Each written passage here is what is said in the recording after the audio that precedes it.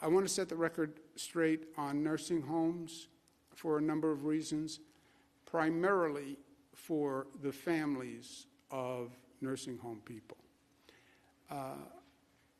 We created a void by not producing enough public information fast enough. People wanted information. We did not produce public information fast enough. That creates a void. What happens in a void, especially today in this environment, in this toxic political environment? Something fills the void. And conspiracy theories and politics and rumors fill the void. And you can't allow inaccurate information to go unanswered. Twitter, bogus reports become a reality at one point. Social media, 24-hour news stations, if you don't correct it, it gets repeated, and it gets repeated, and it gets repeated, and then people think it's true. It's a very difficult environment to operate in. We created the void by not producing enough public information quickly enough. I get that. But then it was exploited with misinformation, people playing politics, Republicans playing politics, personal attacks, personal agendas. And now this continues, and people get confused. And people who lost family members in nursing homes start to say, I wonder if this is true. I wonder if my father died because somebody made a mistake. I wonder if my father had to die. Those false statements must be countered. They must be, or else people get confused. No one has a right to spread lies or misinformation that causes pain to families. I understand politics is a nasty business in this environment. I understand people lie. I get it. I get it. I live it every day. But this is different. This was causing pain to families who lost a loved one. That's what they did. And they did it because I hear it from the families. Not only did we create a void, we didn't fight back against the lies and the politics and the distortions aggressively enough. In retrospect, that is true. It is whack-a-mole. It is that Twitter 24 hours a day. It is politicians making up stuff to get their face on TV. I get it. But you have to knock it down and counter it aggressively. Otherwise, people will believe it. And here, the people who were listening to it were people who were in pain and looking for answers. I was not aggressive enough in knocking down the falsity. We were busy, we were doing our job, we're trying to save lives, no excuses. I was not aggressive enough in knocking down the falsities. I heard them, I saw them, I dismissed it as politics, I dismissed it as personal agendas, I dismissed it as partisan politics, which is at a fever pitch nowadays. But I should have been more aggressive in calling it out, because it wasn't hurting me. It hurt the families who had questions about loved ones. And that was a mistake, and I make no excuses for that mistake. It is an affront to truth to treat falsehood with compliance. It is an affront to truth to treat falsehood with compliance. Compliance spelled the way Thomas Paine spelled it. Who am I to criticize his spelling? Different spelling.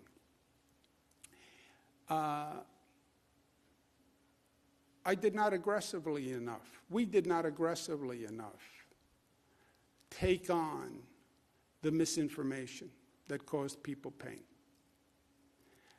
And it caused pain for grieving families. And that's what I regret. I'm not going to make that mistake again. If you're lying to the people of the state of New York, I'm going to call it out. If you are lying in a report, I'm going to call it out. If you're lying in a newspaper because you have your own partisan agenda, I'm going to call it out. I said to the people of the state of New York when I was first elected, I'm here to fight for you. That's my job. I was elected Attorney General. I said, I will represent you. I will fight for you. And I will fight as hard as I can for you. Fighting for the people of New York is fighting for the truth for New Yorkers. I'm not going to let New Yorkers be lied to. I'm not going to let you hurt New Yorkers by lying about what happened surrounding the death of a loved one. I see that as my job, and I'm going to do it aggressively, because you have no right to lie, and you have no right to hurt people. I don't care if it's your politics. You can't lie and cause pain to people who are innocent bystanders to all of this. So I'm going to take on the lies and the unscrupulous actors, especially when they cause pain and damage to New Yorkers. I should have done it before, and I should have done it more aggressively. There are facts. There are facts.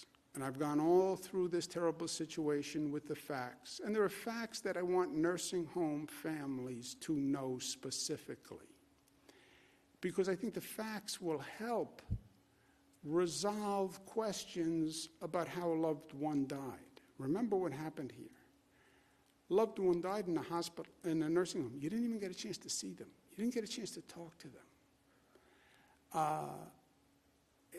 Being in a nurse, having a person in a nursing home is a terrible situation to begin with, that they need a level of care that you can't provide.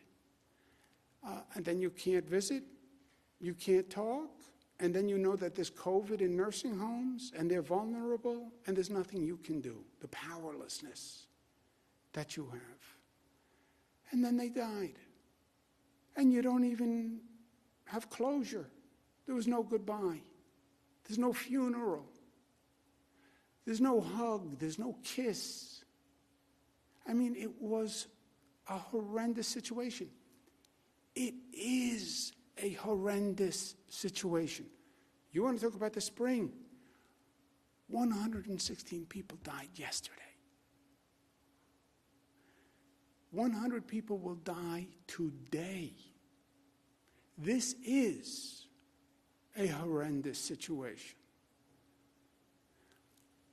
But I want you to have the facts, because I don't want you to have more pain from this noise. All the information that the state put out about all the deaths, hospital deaths and nursing home deaths, from day one, this is how many people died in hospitals, this is how many people died in nursing homes. Total deaths, the same number. Well, how many people died in a nursing home but were first in a hospital? How many people died in a hospital but who were first in a nursing home? How many people do you presume died after they left the hospital? How many people do you presume died after a nursing home? I understand many questions, but this information of total deaths was provided always. We get a request from the Department of Justice in August, with other Democratic governors only, by the way. Nursing home deaths happen nationwide, Democratic states, Republican states. We get a request letter from the Department of Justice, same day, just Democratic governors. Okay, I guess that was coincidental. I guess that wasn't political by the Trump Justice Department. We provided the Department of Justice with truthful information in our response. It is a lie to say any numbers were inaccurate. That is a lie. Total deaths were always reported to nursing homes and hospitals. New York State legislators requested information. Yes, they did. We said we would pause the state legislature's request because we gave DOJ precedence. True. We paused the state request, and we told them that we paused the state request. They were told, and they knew, and we gave DOJ precedence. Yes, because that's how it works. Federal DOJ gets precedence. Well, some were offended that they weren't given precedence. I understand they are offended. DOJ takes precedence. I'm the former Attorney General, a former Assistant District Attorney, former Cabinet Secretary. The federal DOJ takes precedence over a state legislator. That's true. They find it offensive. I'm sorry, but that is true. I've spoken to the legislative leaders, and we agree that we're in the midst of dealing with a real pandemic. We have a lot going on, and we have to put the politics aside and move forward and have a more constructive dialogue. But I said to them, I'm not going to allow people to lie to the people of New York without answering them, because I'm not going to allow the grief to be aggravated. I'm not going to do that. I have a very thick skin. I don't know if you can see it. I don't really care what people say about me. I get politics. I agreed to this nasty business because I believe I can do good things. But I'm not going to let you do nasty and cruel things to New Yorkers. That goes against my oath, and that goes against who I am. I'm not going to let you lie to them. It's cruel to lie to a person who's looking for closure on the death of a loved one. And not only was it cruel to the grieving families, it's cruel to the public health professionals who dedicated their lives to public health service. I have public health officials here who could be making millions of dollars in the private sector. Millions. These are some of the best professionals you can find in this country. They are working 7 days a week, 24 hours a day. They don't deserve political attacks and unfounded, unscrupulous attacks. It was untrue, it was unfair. And also, you suggest to the people of the state of New York that they're not getting the best guidance? That's a lie. And you do it with no information, and you do it with no credential, and you do it with partisan politics. New York follows the science and the data. New York has the best health minds in the country who are doing this. And they talk and advise with the best health minds in the world. Our health commissioner is Dr. Howard Zucker. I've worked with a lot of people, federal government, state government, private sector. He's a nationally respected medical professional. He is a doctor and he is a lawyer, which is an extraordinary combination. You don't see it often. Harvard, UPenn, Johns Hopkins. He's been in federal HHS, the World Health Organization, the National Institution of Health, and taught at Columbia and Yale. He's gone through Ebola, Zika, anthrax, bird flu, SARS, and more. You couldn't find a more qualified man to do this at this time than Dr. Zucker. I would trust him with my mother's care. I can't offer a more ringing endorsement than that. And it's his decisions that people now question, with no credential. It's the amazing thing about politics.